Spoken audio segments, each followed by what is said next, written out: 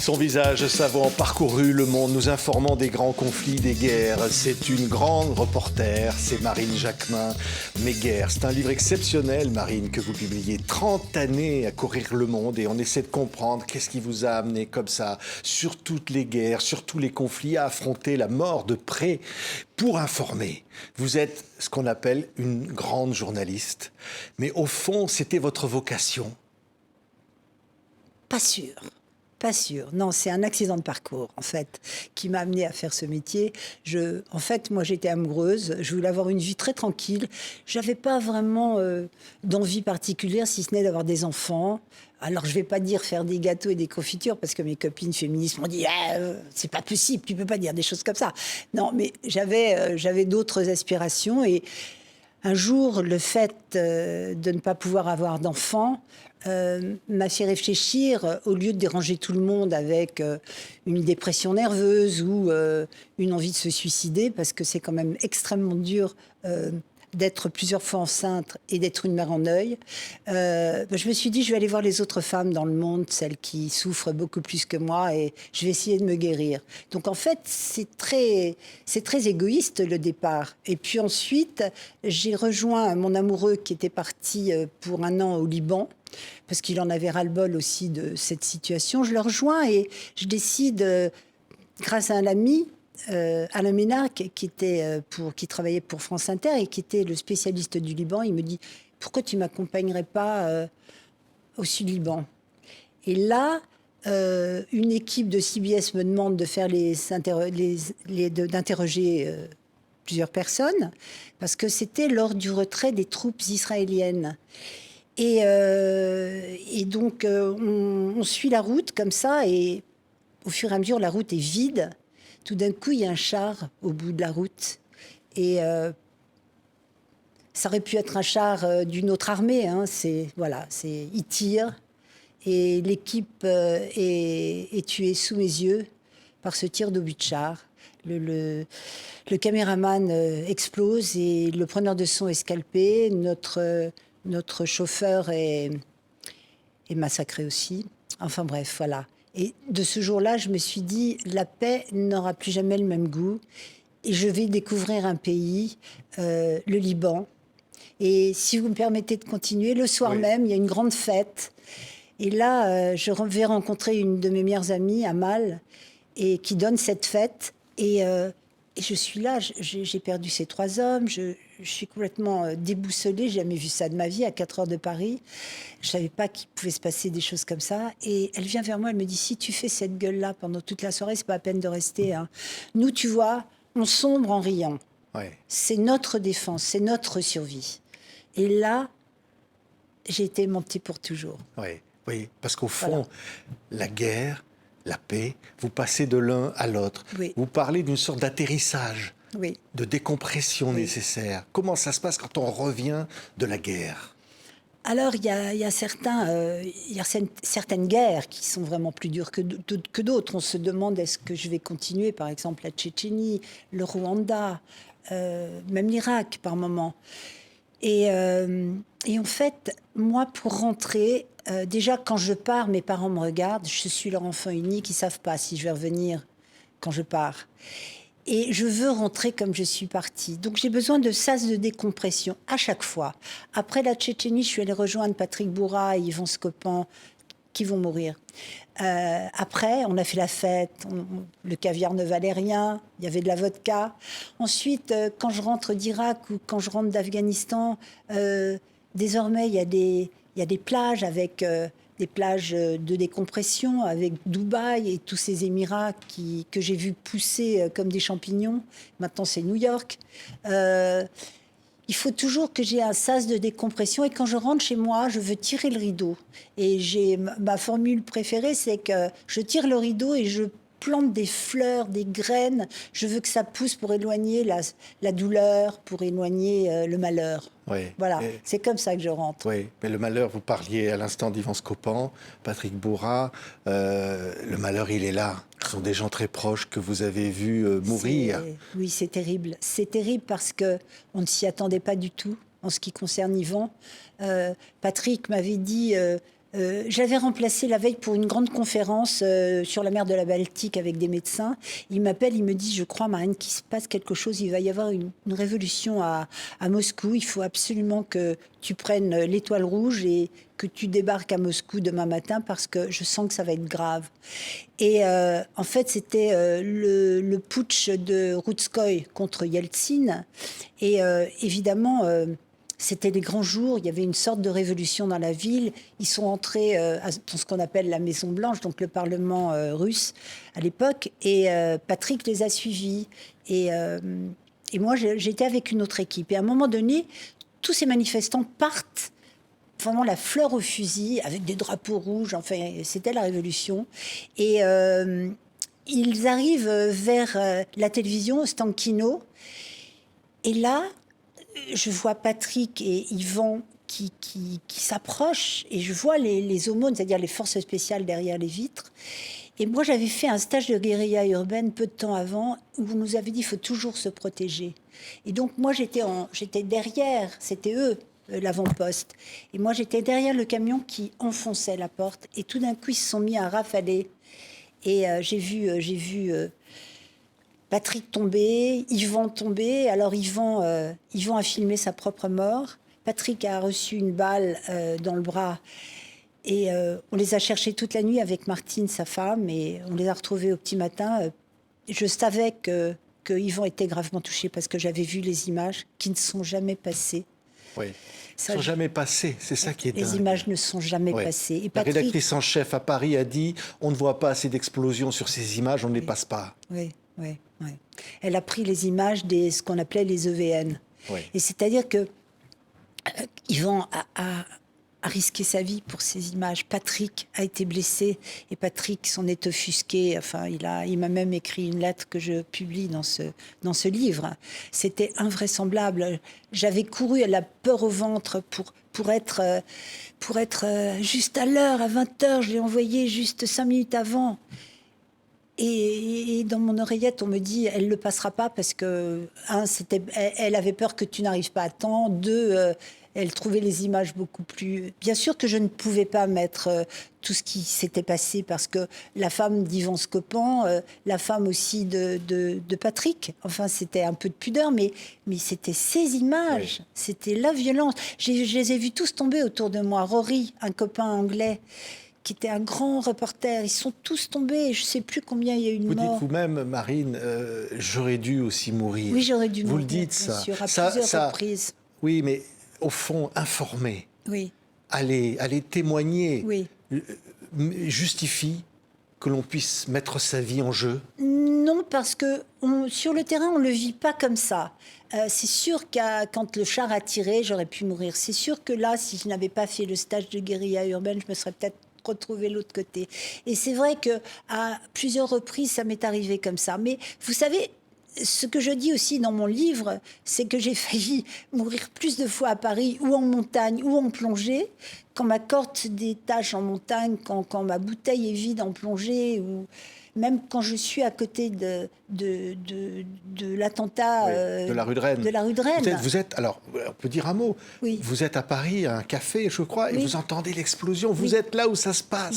Oui, et il y a encore des morts, comme si votre destin... Oui, et puis c'était incroyable parce que je rentrais plus ou moins du Liban et c'est vrai que j'avais des copains japonais qui voulaient voir les plus belles choses de Paris et j'étais en train de leur faire une liste avant de rentrer à la rédaction et voilà.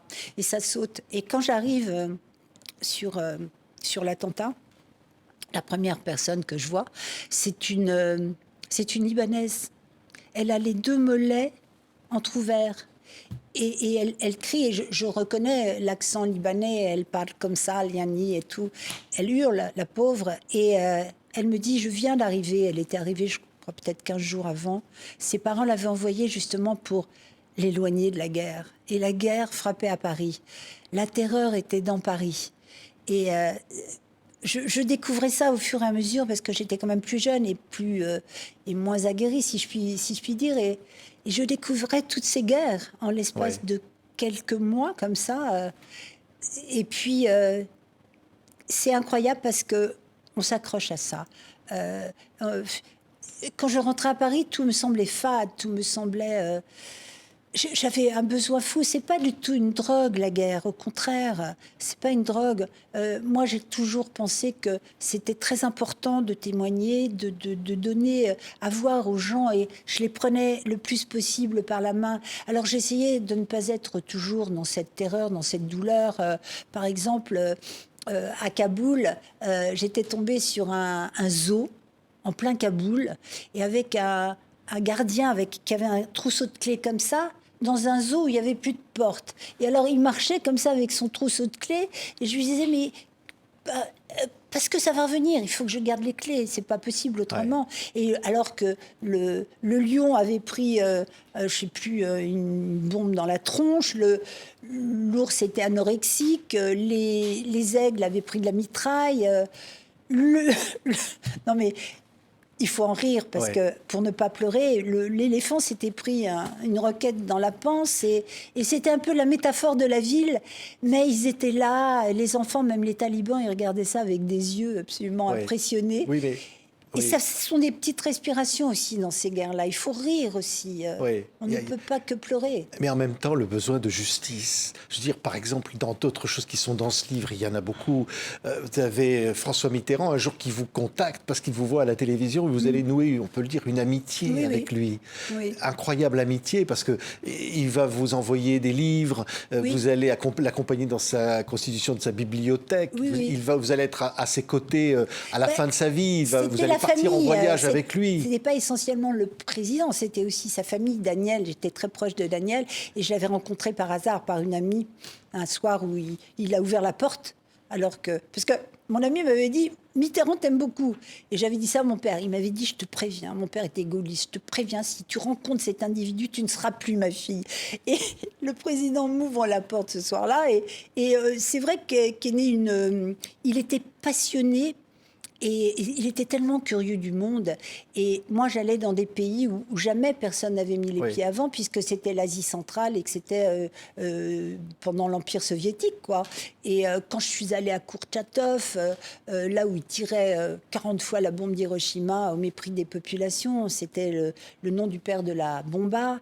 Ou quand j'étais au Tadjikistan, en Ouzbékistan, au Kazakhstan, enfin, c'était des pays comme ça qui résonnait. Du reste, il y est allé.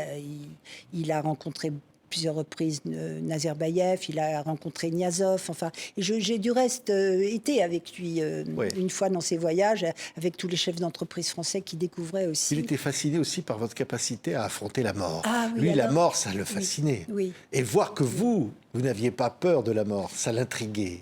C'est pas que j'avais pas peur de la mort, c'est que j'étais jeune par rapport à lui. Lui était en plus extrêmement malade, il le cachait bien. Et il était intrigué, oui. Et je lui disais, moi, c'est pas la mort qui me fait peur, c'est d'être kidnappé, violé, etc. Mais la mort. Bien sûr qu'il s'interrogeait beaucoup sur la mort, mais une femme l'a accompagné beaucoup mieux que moi dans cette démarche. C'est Marie de Henzel. Il l'appelait son ange, parce qu'elle est restée avec lui jusqu'à la fin. Une sorte de philosophe de la fin de vie, formidable. De l'au-delà. Oui, magnifique. Et moi, j'étais pas insouciante, bien évidemment, mais je regardais la mort autrement. Oui. Lorsque vous rentrez du Rwanda, un jour, vous lui dites, il y a un génocide là-bas.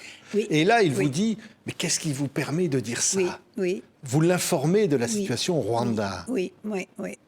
Alors là, c'est quelque chose, c'est une blessure pour moi, parce que je suis venue et je n'étais pas la seule, parce qu'il était très curieux de nous, les journalistes de terrain, et il avait fait venir plusieurs personnes, plusieurs journalistes qui lui avaient dit la même chose. Et c'est vrai que moi, je pensais que... Je ne savais pas exactement à l'époque le rôle de la France. Je voyais bien que les Hutus, je n'étais pas bête, quoi. Les Hutus nous disaient, on est vos amis. Oui, ça faisait partie de la France-Afrique, de tout ça, quoi. Et les Hutus, pour des raisons X, Y, qui expliquent à sa manière Védrine, qui expliquent d'autres personnes, mais... c'est Patrick de Saint-Exupéry qui a bien expliqué ce qui s'était passé, et puis le rapport de Claire maintenant. Mais à l'époque, Quand je suis rentrée du Rwanda, je lui ai dit ma déception et je lui ai dit, il n'était pas en mesure de raconter. Je pense que c'était l'état-major qui, à cette époque, avait décidé pour lui. Je l'ai senti très troublé, mais je n'en dirai pas plus parce que je n'avais pas assez, comment dire, le rapport de Claire n'était pas sorti, c'était encore trouble, c'était bien sûr qu'ils ont aidé les Hutus et bien sûr qu'il y a eu ce terrible génocide auquel j'ai assisté avec douleur et je m'en souviens encore. C'est une histoire qui m'a beaucoup perturbée dans mon rapport avec François Mitterrand et il l'a senti, Le Proche-Orient, Yasser Arafat, c'est une rencontre très importante pour vous? Alors, je ne dirais pas que c'est une rencontre importante pour moi. C'est-à-dire que ce dossier a été géré par Catherine Gentil. Et il s'avère que moi, je rentrais juste du Rwanda. Et Catherine était partie me remplacer. Et c'est elle qui aurait dû être à ma place.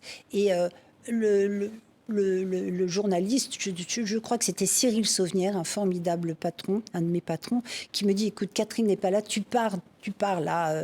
Il a décidé d'entrer cette nuit, donc voilà. Donc je suis partie et j'arrive là-bas et on m'avait dit que c'était France Télévisions qui avait la télévision palestinienne entre les mains, etc. Il y avait 5 équipes, donc je dis à mon équipe on va dîner à côté de l'hôtel Palestine, histoire de voir comment ça se passe, mais bon, c'est pas pour nous.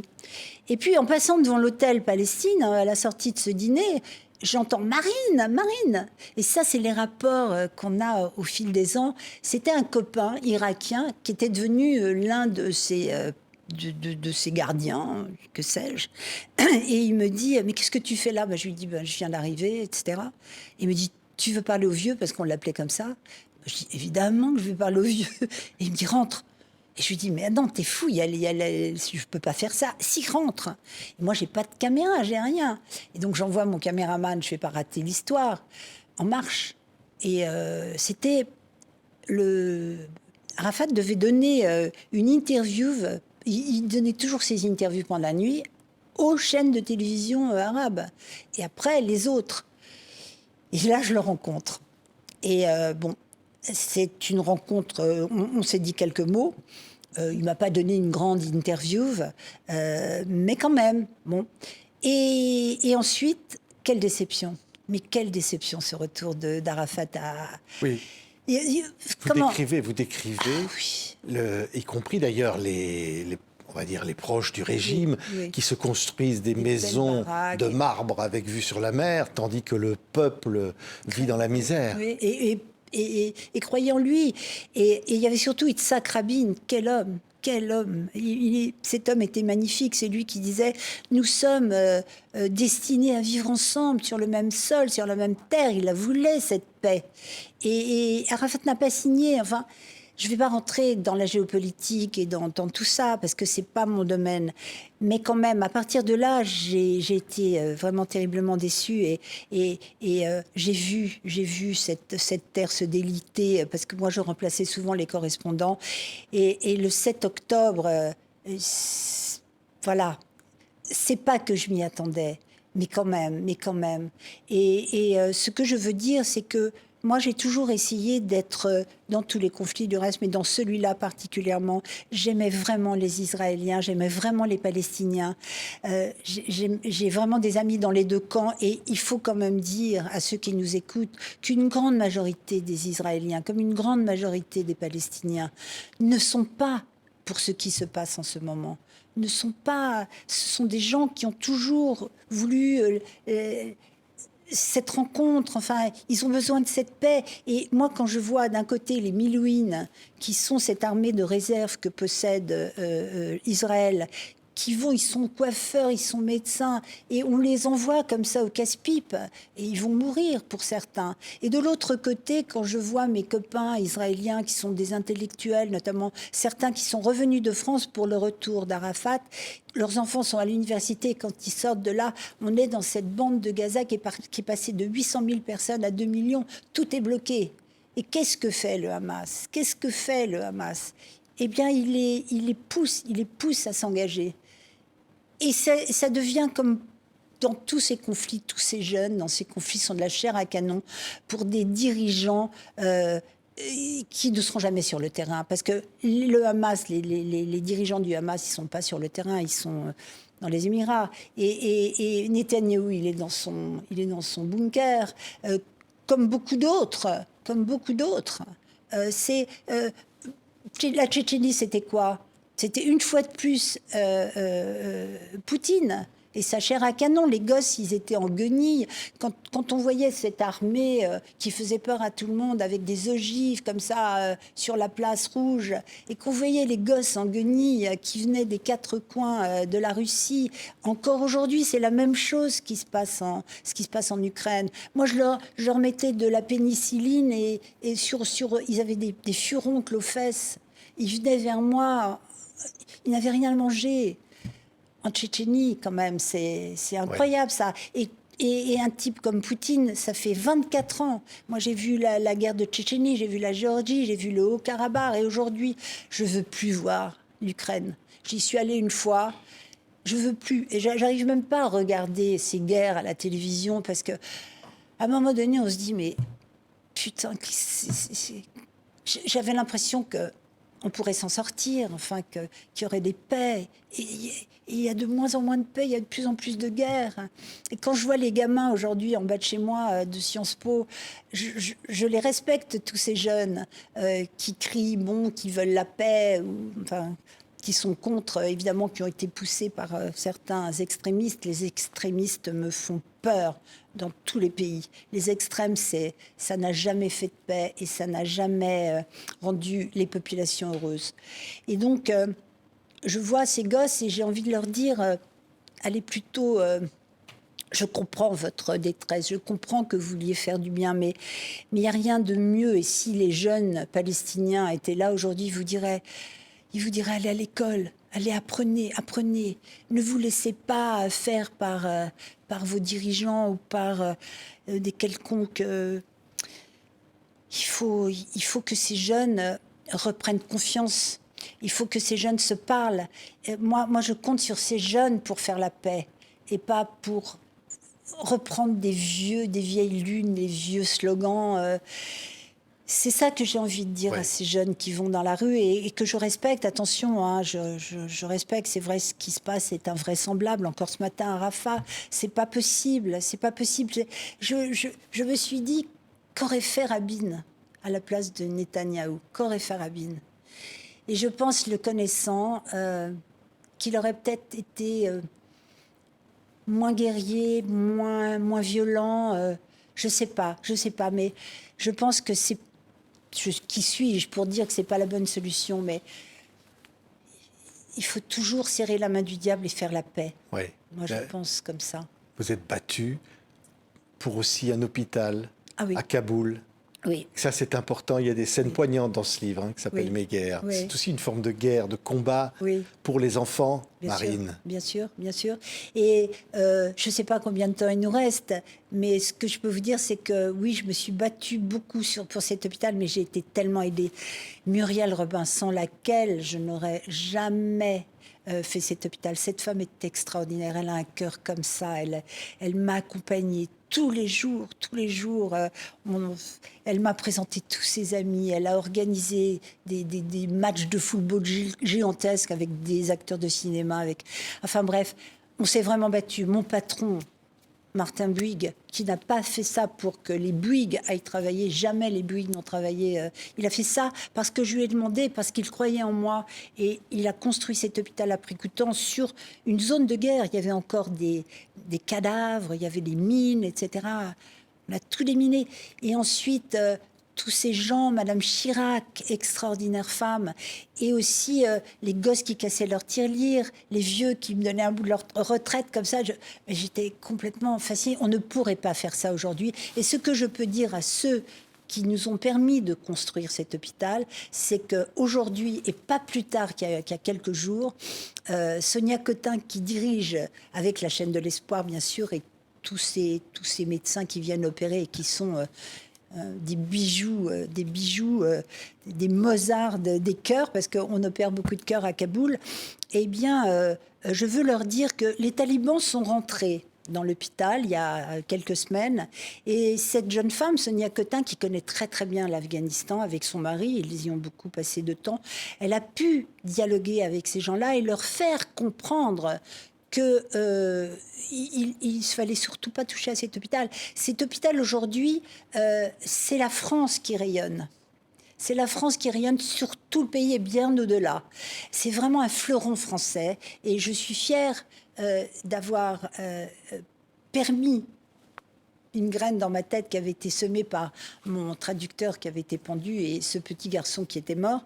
Je suis heureuse que nous soyons aujourd'hui, que la médecine française, que la chaîne de l'espoir et aussi la Fondation Aga Khan, il ne faut surtout pas l'oublier, nous ait permis de faire tout ça. Eh bien, les talibans, alors que c'est un voile noir actuellement sur l'Afghanistan et principalement sur les femmes, comme quoi il faut parler, eh bien, les talibans vont laisser tranquille l'hôpital. Alors, ça tient à un grain de sable, hein. Il faut vraiment pas qu'il se passe quelque chose de grave, mais ils ont compris que les femmes avaient une puissance incroyable dans cet hôpital. Ils envoient même aujourd'hui leur famille se faire soigner dans l'hôpital. Donc, c'est dire s'ils ont compris la puissance. Parce que la médecine afghane, en ce moment, elle est complètement en perte de vitesse. Les hôpitaux publics sont en déshérence parce qu'il n'y a plus rien, quoi. Il faut reconstituer toute cette médecine. Alors, j'espère surtout qu'ils vont laisser ces jeunes femmes, les infirmières, se former. Parce que pour l'instant, il y a encore un cheptel pour avancer pendant quelque temps. Mais il va bien falloir le reconstituer. Et donc, voilà. Ouais. Alors, moi, je voulais vous dire quelque chose. Marine, je voulais quand même dire aussi vos combats intimes et personnels. Oui. Parce que c'est important, parce que dans ce livre, vous nous en livrez. Vous avez dit, bien sûr, avec beaucoup de cœur, d'intimité, le regret de ne pas avoir pu avoir d'enfants. C'est aussi ça qui vous a amené à vous battre, peut-être pour ces enfants de Kaboul. Oui. Mais derrière, il y a eu aussi la maladie que vous avez affrontée, comme d'autres, avec beaucoup de courage et de force. Un cancer du côlon, et je le dis, et faites-vous dépister, faites des coloscopies. Oui, on peut s'en sortir. Bien sûr qu'on peut s'en sortir. Moi, on m'avait dit que j'avais peu de chances de survie. Voilà, ça fait plus de 15 ans. Je suis en pleine forme. Et j'étais en pleine forme au bout d'un an. La médecine avance, Je dis à ceux qui sont malades, croyez en la médecine, croyez en ces médecins extraordinaires qui sont là pour nous sauver. Et voilà, mais avant tout, il faut se faire dépister. On a plein d'occasions, plein de possibilités. On les connaît maintenant, ces cancers. Ouais. Et puis, vous parliez de vos guerres, des chars, des bombes. Il y a une autre guerre. Vous avez dû affronter le harcèlement moral dans votre entreprise. Et quand on parle de guerre, j'allais presque dire c'était encore pire ce que vous avez eu à subir. C'est pas harcèlement sexuel, vous dites ça, je ne l'ai pas connu, mais harcèlement moral. Et vous avez vécu ça de manière terrible.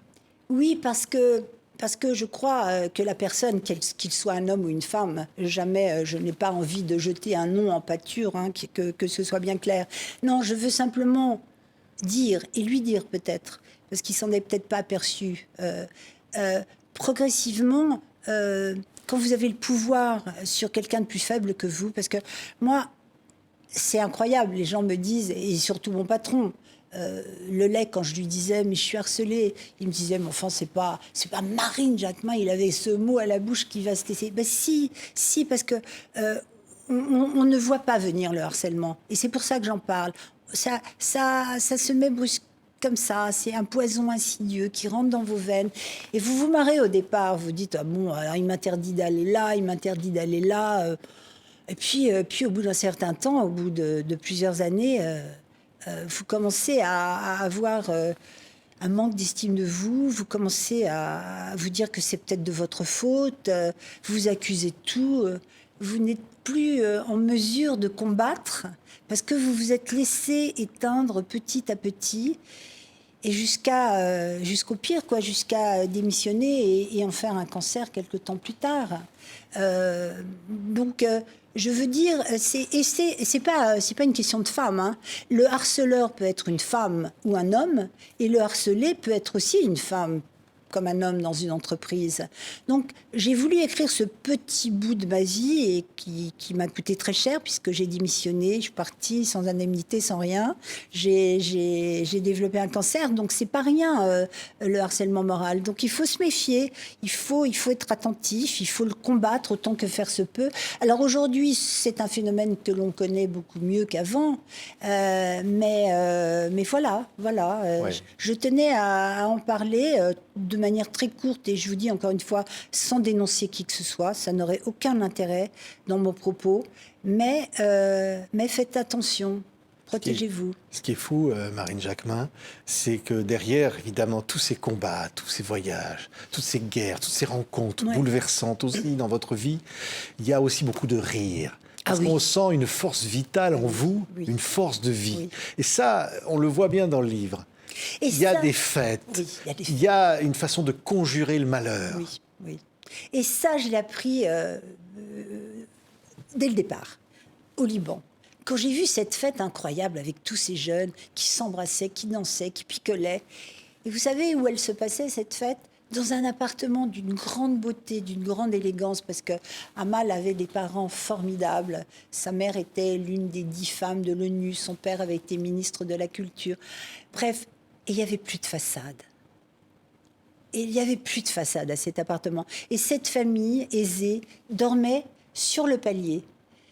Et ces jeunes qui faisaient la guerre, et mon ami qui avait perdu son fiancé, qui avait été décapité par un tir de Butcha aussi, et tous ces gens-là. Et quand elle est venue me voir et qu'elle m'a dit, tu sais, nous, en sombrant, on veut rigoler, on veut vivre. Et elle est revenue me voir le lendemain matin et elle m'a dit, tu sais, je te prie de m'excuser d'avoir été aussi violente, mais tu sais, nous, on est dans la guerre depuis tellement longtemps. Regarde, elle avait 24 ans ou 25 ans.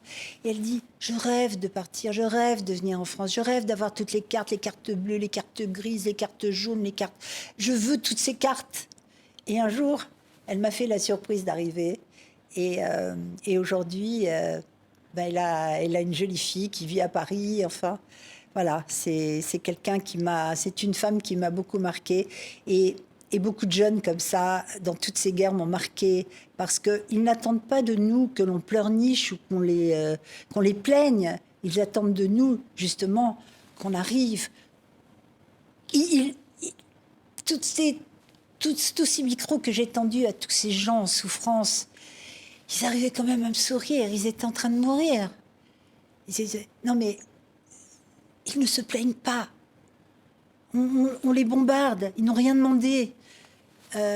Toutes ces guerres absurdes, encore cette guerre, c'est ce mensonge d'État des Américains, qui ne seront jamais jugés, bien sûr. Oui, en Irak. Oui. En Irak, mensonge d'État, quand même. Zut, c'est pas possible.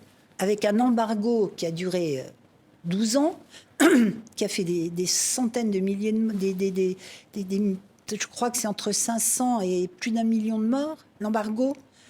On dit que c'est des sanctions. OK, c'est pas un acte de guerre, un embargo ? Non, mais franchement. Ensuite, non seulement ils ont subi cet embargo, mais en plus, on vient leur taper sur la tête. On vient recommencer. Au nom d'un mensonge d'État. Il n'y a plus d'armes de destruction massive. Moi, je connaissais Scott Ritter, qui était l'homme de l'USCOM, qui a travaillé pendant 7 ans, et du reste, je m'étais engueulée avec lui. Je lui disais, mais si vous pourriez aller dans les chiottes pour chercher vos armes de destruction massive. Et quand je l'ai retrouvé la veille de la guerre du Golfe à Washington, c'était un pauvre type qui avait été complètement...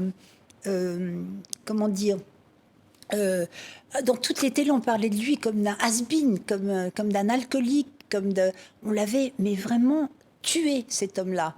Alors que c'était le seul à dire, je suis le premier à dire qu'il n'y a plus d'armes de destruction massive. Et je voyais les unes du Washington Post, du New York Times. Mais c'était incroyable, ce mensonge, qui a été reconnu, bien sûr, et auquel la France, par chance, grâce à Jacques Chirac, n'a pas participé. Ouais. Et ça, j'en étais bien fière.